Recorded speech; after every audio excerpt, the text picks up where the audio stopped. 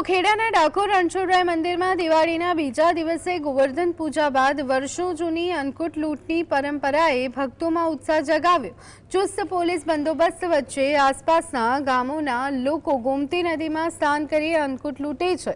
આ રીત રિવાજ જોવા મોટી સંખ્યામાં લોકો ઉમટી પડે છે। અન્નકૂટ લૂંટની આ પરંપરા ભક્તિ અને ઉત્સાહનું પ્રતીક છે, જે દર વર્ષે શ્રદ્ધાપૂર્વક નિભાવવામાં આવે છે।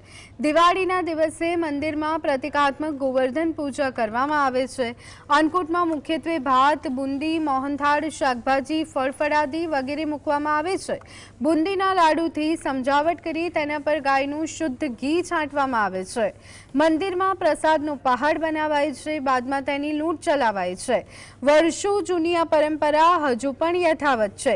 અન્નકૂટ લૂંટવા આવેલા ગામના લોકોનું કહેવું છે કે ભગત બોડાણા ઠાકોરજીને જ્યારથી ડાકોર લાવ્યા તે સમયથી એટલે કે 700 વર્ષથી આ પરંપરા યથાવત છે અને પોલીસ બંદોબસ્ત વચ્ચે સમગ્ર આયોજન કરવામાં આવે છે।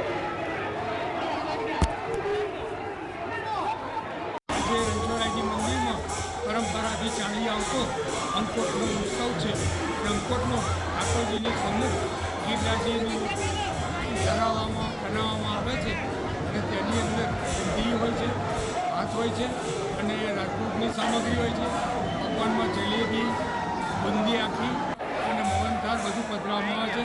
ઉપર મંગળાનો લાડુ મૂકી અને એક ધજા રોપવામાં